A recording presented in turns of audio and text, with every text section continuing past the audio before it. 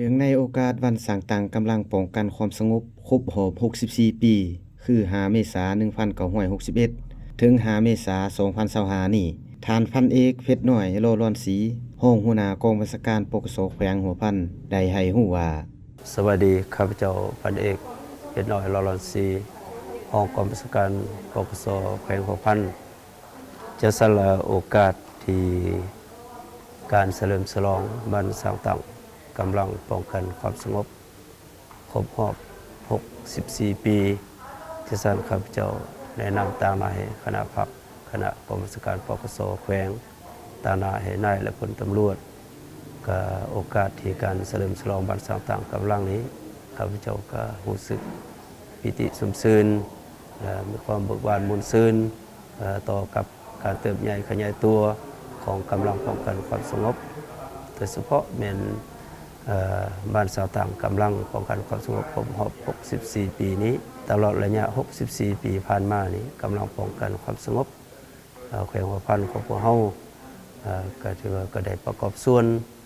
อย่างต่างหน้าต่อกับการปฏิบัติหน้าที่การเมืองของภาครัฐป่าส่วนเหมาะหมายให้โดยเฉพาะเรื่องงานป้องกันความสงบอยู่แขวงหัวพันของพวกเฮานี้ตลอดระยะผ่านมาก็ได้เข้าร่วมในหลายขบวนการแต่ปัญหาสำคัญหน้าที่อันใหญ่หลวงของกำลังป้องกันความสงบแขวงหัวพันของพวกเฮานี้กำลังเฮ็ด2หน้าที่ยุทธศาสตร์คือการปกปักรักษาและสร้างสรรค์พัฒนาประเทศชาติอันนั้นเป็นหน้าที่อันใหญ่ที่พวกเฮาได้เอาใจใส่ซี่นำพาพนักงานนายและพลตำรวจเป็นว่าในการสร้างผลงานเนาะ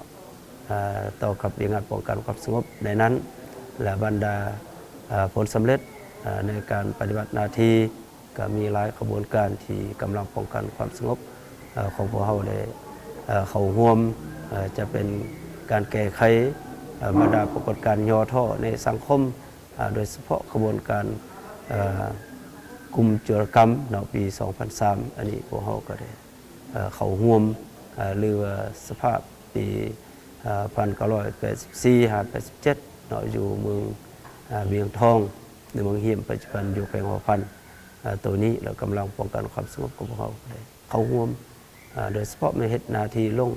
ก่อสร้างหลักฐานการเมืองหรือว่าเฮ็ดหน้าที่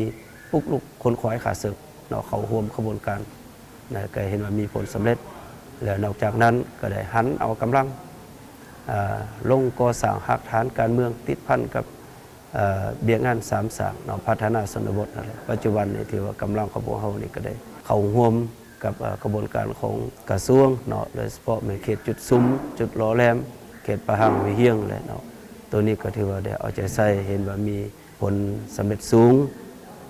แล้วก็นอกจากนั้นก็ยังมีหลายผลงานผลสำเร็จที่กองบัญชาการปกสแขวงโดยเฉพาะพนักงานนะครับนายและพลตำรวจที่ญาติมาในระยะ 64 ปีผ่านมาก็เห็นว่ามีหลายผลสำเร็จเนาะอันนั้นละหนึ่งแล้วปัญหาที่2นี้แล้วเพื่อเป็นการคำนับรับตอนในการเฉลิมฉลองบ้านสร้างตั้งกำลังครบรอบ 64 ปีนี้สำหรับกองบัญชาการปกสแขวงหัวพันของพวกเฮาก็ได้เอาใจใส่นั่นแหละโดยเฉพาะแม่นการสร้างขบวนการเนาะพวกเฮาก็ได้จัดมีการแข่งขันกีฬาวรรณคดีสมัครเล่นอยู่อ้อมข้างกองบัญชาการแล้วก็สร้างขบวนการในการอนามัย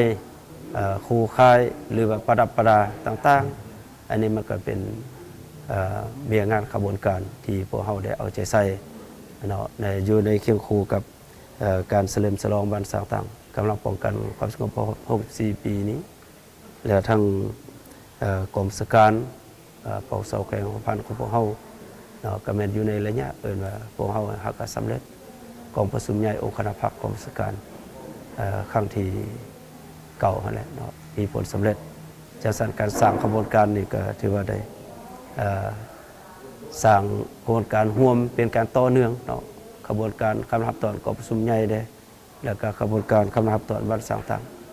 กำลังป้องกันความสงบครบ 64 ปีได้เนาะอันนี้ก็เห็นว่ามีขบวนการพดพื้นเบิกบานมุนซื่นเนาะต่อกับการสร้างขบวนการจังสนะโอกาส ที่มีความหมายความสำคัญนี้ข้าพเจ้าแนะนำต่างนายทางคณะพรรคคณะกรรมการตำรวจแขวงหัวพันก็ขอแสดงความขอบอกขอบใจมายังการนำพรรครัฐและก็ขอไว้ใส่ให้พรให้การนำพรรครัฐโดยเฉพาะแม้นการนำกระทรวงป้องกันความสงบยามใดก็ได้เอาใจใส่สี่นำผ้ากำลังป้องกันความสงบแขวงหัวพันมีการเติบใหญ่ขยายตัวขึ้นเรื่อยๆแต่ตลอดระยะผ่านมาแล้วก็ขอแสดงความอวยใส่ให้พรถึงการนำภาครัฐการนำขันเทิงทุกภาคส่วนและจงมีสุขภาพเข้มแข็งและพร้อมกันปฏิบัติหน้าที่ให้มีผลสำเร็จอันจงงามอีกทีหนึ่งแล้วก็โอกาสที่บ้านต่างๆกำลังป้องกันความสงบครบรอบ64 ปีอีกอุดมกี่วันข้างหน้านี้อันนี้ก็ขออวยพรให้นายและพลตำรวจในขอบเขตทั่วประเทศจงมีสุขภาพเข้มแข็งแล้วพร้อมกันสืบต่อปฏิบัติหน้าที่การเมืองของตนมีผลสำเร็จอันจงงามขอขอบใจตำรวจสืบสวนสอบสวนของตำรวจลาวมีบทบาทเลื่อมใสดังดาวพัฒนาก้าวเติบใหญ่เข้มแข็งภายใต้การนำคณะพรรค